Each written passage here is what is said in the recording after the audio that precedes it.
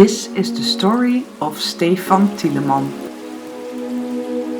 From an early age, I've had questions about the system we live in. That we are taught the same trick from an early age with all the rules attached to it. The propaganda on television made me decide 3.5 years ago to get rid of the television subscription. What a relief that was when we ended up in the corona pandemic. That time you could clearly see how much bullshit is being told on television and mainly the news channels. But it had no longer grip on me and I clearly saw that big nonsense was being told.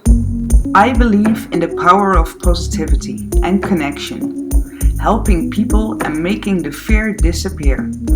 We can realize that together and hope that more and more people will realize that freedom is inside and that it cannot be tamed.